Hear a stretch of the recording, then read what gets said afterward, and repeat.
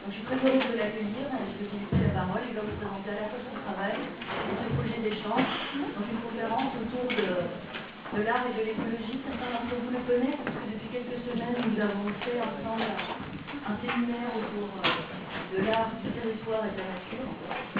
Je vous passe la parole. Bonne conférence.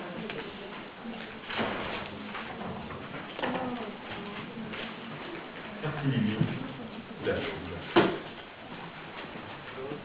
à tous d'être là. Merci Lily de m'avoir invité.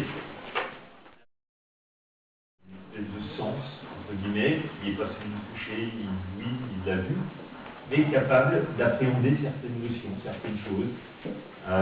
J'ai lu des auteurs comme Pierre Danon qui disait « pense au vent comme à la mémoire ». Il contient tous les souffles. Alors c'est assez amusant en poétique de s'imaginer que l'air qu'on respire, contient tous les souffles, contient toutes les mémoires, tous les individus. Donc on se plaît à imaginer ce genre de...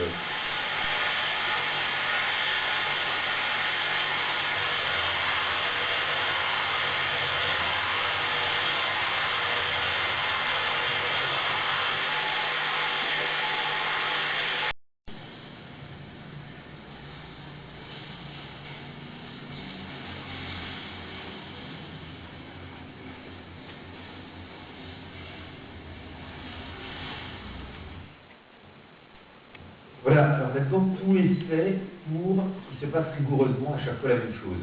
Tout est complètement cadré, les tiges sont disposées selon un quadrillage très précis, la même inclinaison a été mise en place, le mouvement mécanique est rigoureusement le même à chaque fois, et pourtant il ne se passe jamais la même chose. Tout ça pour essayer de... Je pensais aux tables d'expérimentation scientifique. Les scientifiques, ils essayent de traduire certaines manifestations naturelles en miniature, en maquette, en simulateur. Ouais, je vais dedans. Alors, par rapport à mon boulot, moi je ne suis pas du tout romantique. Je ne cherche pas à réconcilier l'activité humaine avec l'activité naturelle. Je ne suis pas du tout là-dedans. J'aime bien poser 2-3 questions et graviter dans cet univers-là. Mais en tout cas, je ne vais pas faire de dénonciation écologique, je ne vais pas me situer par rapport à ça, je ne vais pas avoir un discours politique. Je travaille sur l'idée qu'on se fait du milieu dans lequel on évolue et surtout sa représentation. Alors aujourd'hui, on assiste à pas mal de choses, hein, le marketing écolo par exemple, le bio tout simplement, la classification scientifique, la représentation numérique du monde.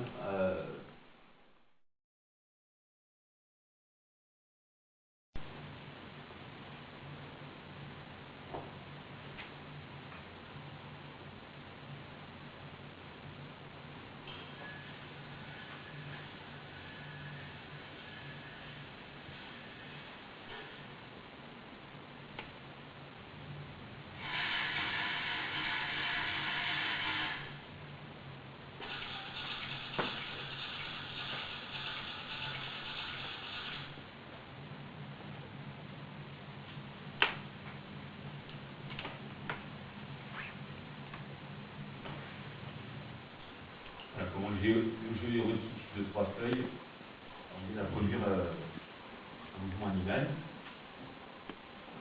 Pareil, toujours sur l'ironie, je vais essayer de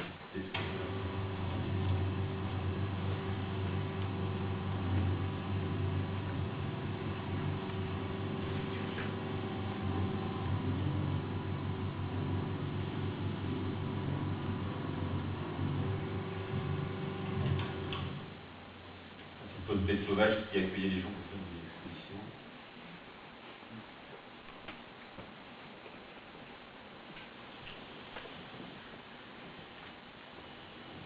J'ai travaillé sur le mouvement des tortues carlet ou des tortues luxe qui viennent pondre sur les plages, certaines plages du monde. Un mouvement extrêmement difficile et je ne voulais absolument pas travailler sur la représentation de la tortue, mais sur le mouvement.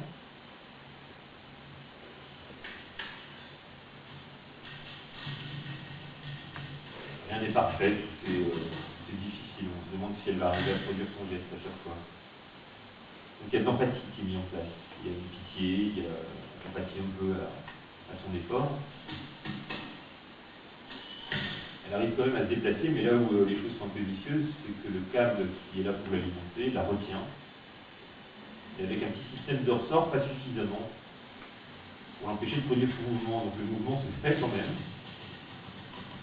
et la ramène impitoyablement en arrière à chaque fois. Donc il y a un espace de l'égalité d'exposition qui est disponible et l'autre absolument pas.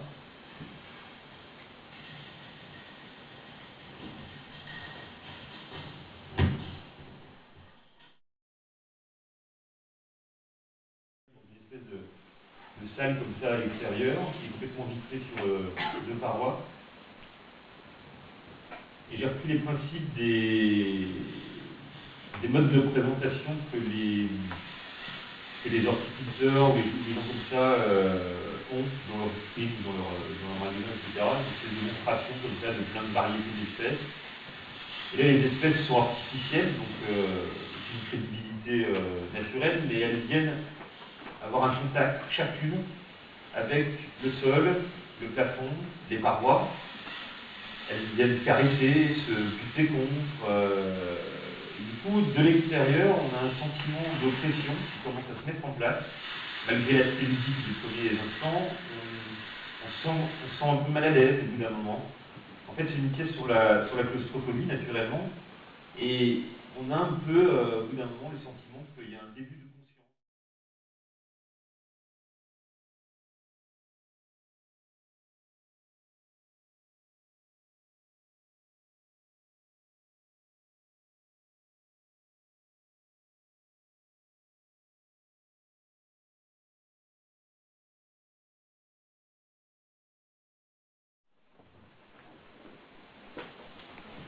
Ça m'intéresse bien puisque je ne dissimule rien de mon travail, je montre absolument tous les mécanismes puisque ça fait sens avec ce que j'ai envie de raconter.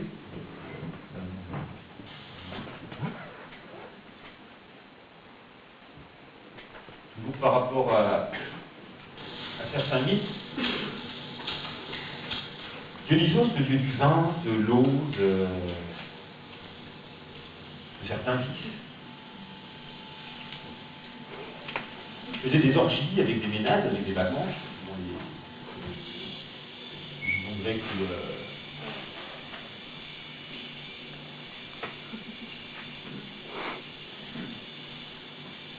ou romaines. Et alors il y a tout ce jeu érotique des ménades, en fait, à force de s'enivrer, à force de danser, elle rentrait dans une transe. Et en rentrant en transe, elles acquéraient un pouvoir un peu surnaturel qui les rendait très très dangereuses. Il y a pas mal de héros de la mythologie qui sont tombés entre leurs bouches. Et ça me plaisait bien de décharger, en tout cas de débarrasser complètement de l'image de la femme, ou en tout cas de l'identité du corps, pour restituer uniquement une espèce de danse, une espèce de chose un peu érotique, où les éléments qui viennent de l'univers du vin viennent se fouetter, viennent...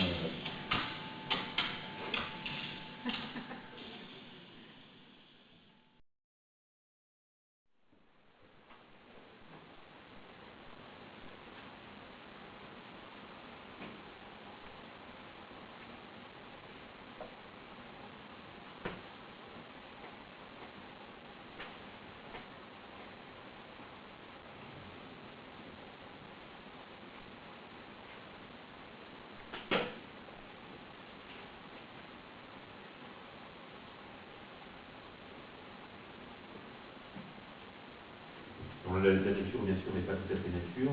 Le temps n'est pas tout à fait le vrai temps. L'eau n'a pas le même comportement. Et en fait, c'était mon explication des choses. On fait une interprétation sur le fait qu'en fait, l'eau, à l'aube et au crépuscule, adopte un comportement complètement hystérique.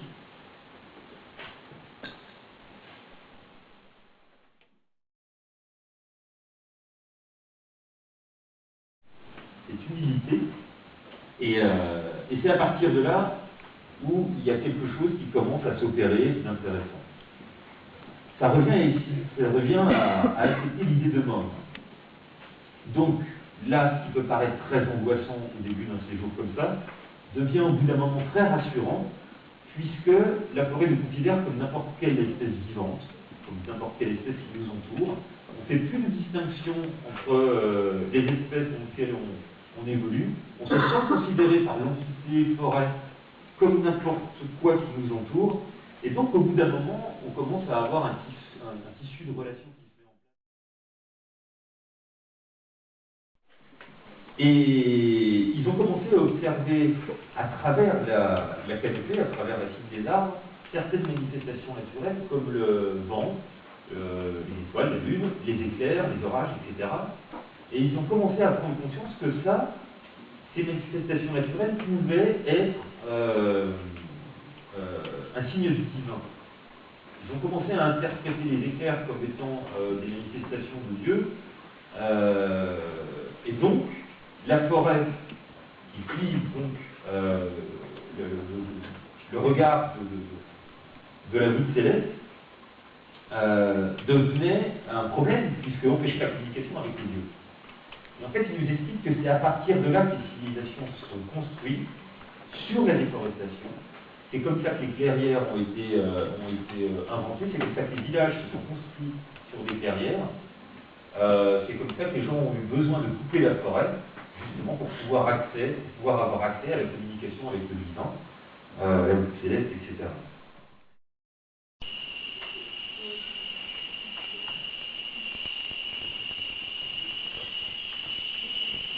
Alors on se rend compte de certains sons depuis la journée qui peuvent être franchement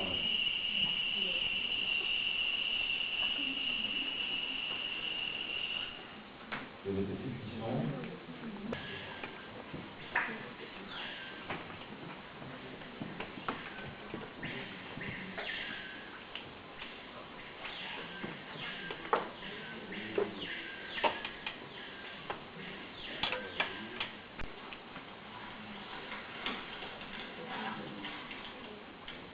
Alors ça c'est un écouteur, ça n'est pas dangereux, mais pour vous montrer qu'il y a vraiment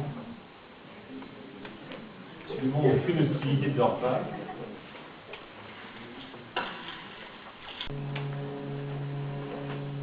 C'est le type d'environnement.